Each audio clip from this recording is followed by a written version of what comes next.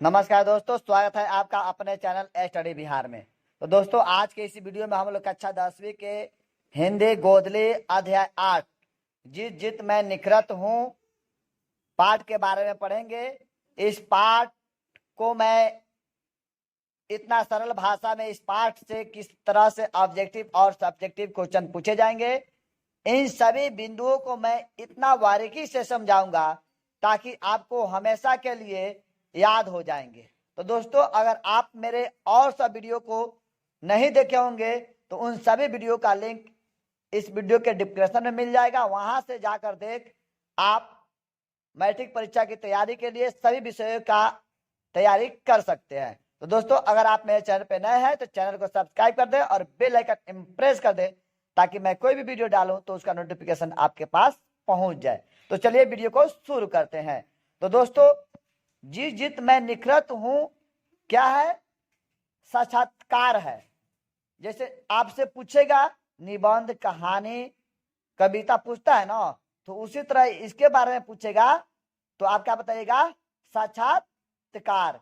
उसके बाद कह रहा है लेखक, मतलब जित जित मैं निखरत हूं। साक्षात्कार जो है, इसके लेखक कौन है? पंडित बिरजू महाराज, मतलब बिरजू महाराज आपसे दिया जाएगा। बिरजू महाराज का असली नाम जो था पंडित ब्रिज मोहन मिश्रा था। इनका जन्म कब हुआ था? मतलब बिरजू महाराज का जन्म 4 फरवरी 1938 ईस्वी में कहा हुआ था? जाफरीन अस्पताल लखनऊ। मतलब जन्म स्थान इनका जाफरीन अस्पताल लखनऊ में हुआ था। पेशा इनका क्या था? तो नर्तक, तबला, बांसुरी, संतूर आदि बजाना, मतलब मेन पेशा इनका था नर्तक। उसके बाद इनकी निधन कब हो गई थी? 16 जनवरी 2022, मतलब हार्ट अटैक से इनकी मृत्यु हुई थी। उसके बाद इनके पिता का नाम क्या था? तो जगन्नाथ महाराज, मतलब अच्छन महाराज उर्फ अच्छन महाराज। तो आपसे जगन्नाथ न देकर अधिकांश करके यह अच्छन महाराज दिया जाता है। तो चाचा का नाम क्या था? लच्छू महाराज और शंभू महाराज। तो लच्छू महाराज तो नहीं पूछा है आज तक ले कभी बोर्ड परीक्षा में, लेकिन शंभू महाराज के बारे में पूछ देता है कि शंभू महाराज बिरजू महाराज के कौन थे? तो चाचा थे। ठीक है। उसके बाद पिता जो थे इनके, बिरजू महाराज के पिता क्या थे? एक प्रसिद्ध कलाकार। कौन सा कलाकार? कलाकार भी बहुत सारे प्रकार के होते हैं। तो नर्तक थे। उसके बाद बिरजू महाराज अपना गुरु मानते थे। बिरजू महाराज अपना गुरु किसे मानते थे? तो अपने पिता को अपना गुरु मानते थे। बिरजू महाराज अपना जज, मतलब बिरजू महाराज अपना जज किसे मानते थे? तो माता को जज और पिता को गुरु मानते थे।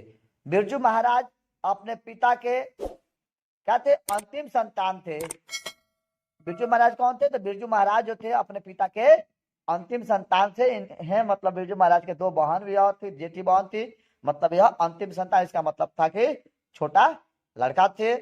बिरजू महाराज की पिता की जो मृत्यु हो गई थी, पिता की मृत्यु मतलब बिरजू महाराज के पिता की मृत्यु हो गई थी जब बिरजू महाराज 9.5 साल के थे। मतलब 9.5 साल के उम्र में थे बिरजू महाराज, तभी इनके पिता की मृत्यु हो गई थी।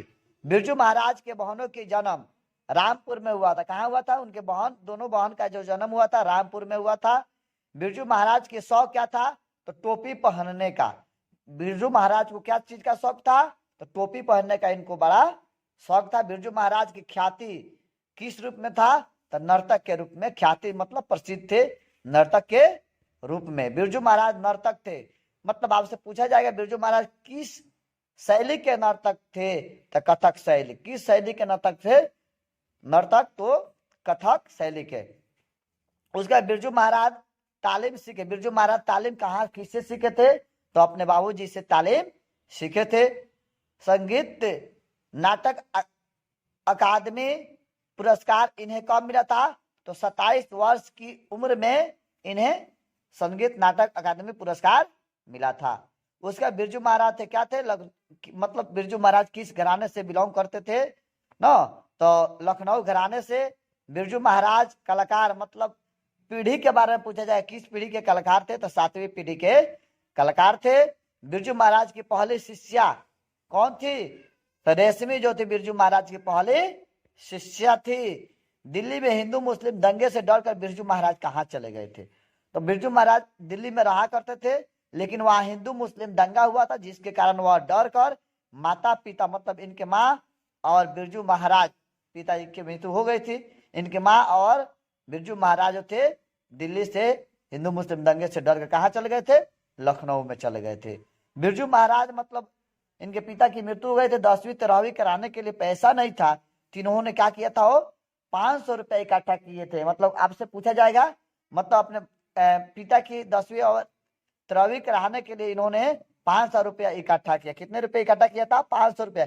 क्या करके, तो 2 प्रोग्राम कर इन्होंने क्या किया था, 500 रुपया इकट्ठा किया था। मतलब 500 रुपया इकट्ठा करने के लिए कितने प्रोग्राम किए थे, 2। उसके बाद आपसे पूछा जाएगा बिरजू महाराज के संतान, तो बिरजू महाराज के 2 संतान थे। उसके बाद पूछा जाएगा कि बिरजू महाराज नृत्य कला में शामिल, कितने वर्ष की उम्र में इन्होंने नृत्य कला में शामिल हो गए थे, तो 9 वर्ष के थे तभी इन्होंने नृत्य कला में क्या हुए थे, शामिल हो गए थे। बिरजू महाराज के नेपाल के रिश्तेदार कौन था, मतलब नेपाल में इनके एक बिरजू महाराज के एक रिश्तेदार रहते थे, उनका नाम क्या था, तो झुम्मक लाल इनके नेपाल के रिश्तेदार थे। बिरजू महाराज अपने को मतलब किसके सादीर्घ मानते थे वो, तो बिरजू महाराज थे अपने पिता के सादीर्घ, अपने को अपने पिता के सादीर्घ मानते थे।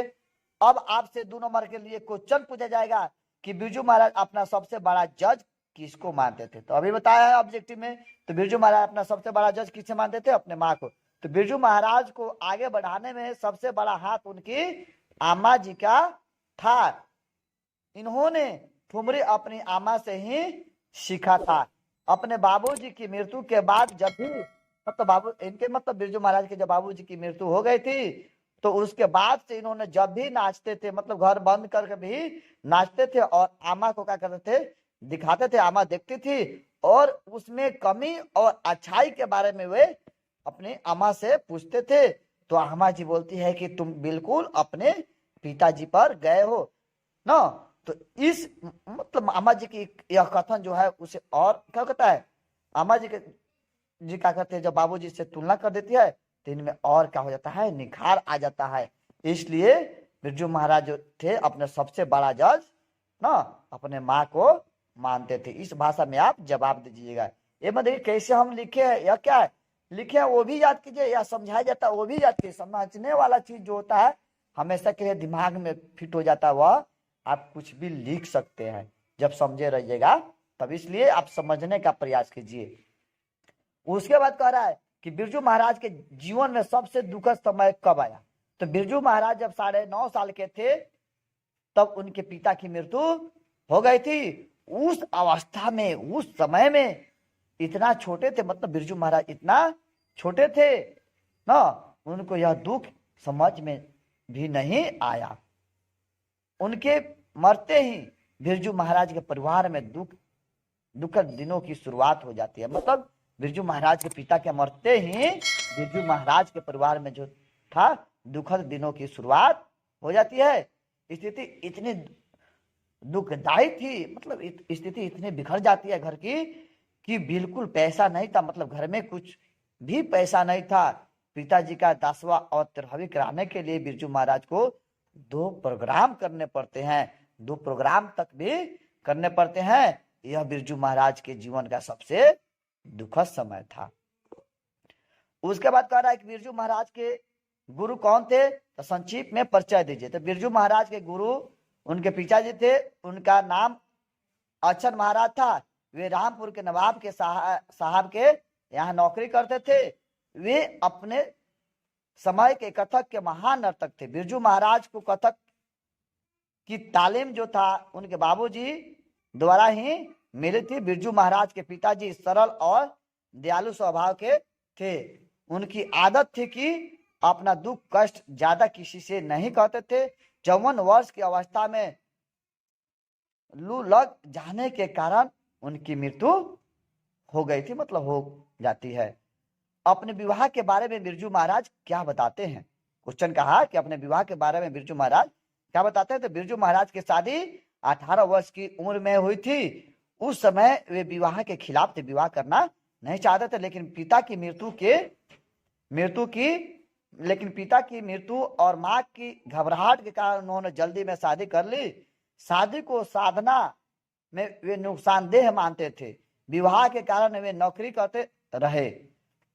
उसके बाद आपसे क्वेश्चन पूछा जाएगा कि नृत्य की शिक्षा के लिए पहले पहल बिरजू महाराज किस संस्था से जुड़े और वहां किनके संपर्क में आए। तो नृत्य की शिक्षा के लिए पहले पहल बिरजू महाराज हिंदुस्तानी डांस म्यूजिक से जुड़े और वहां निर्मला जी जोशी के संपर्क में आए। हिंदुस्तानी डांस म्यूजिक जो था कहाँ था, दिल्ली में था। तो दोस्तों अगर वीडियो अच्छा लगा हो तो चैनल को सब्सक्राइब करें और वीडियो को लाइक करें। जय हिंद।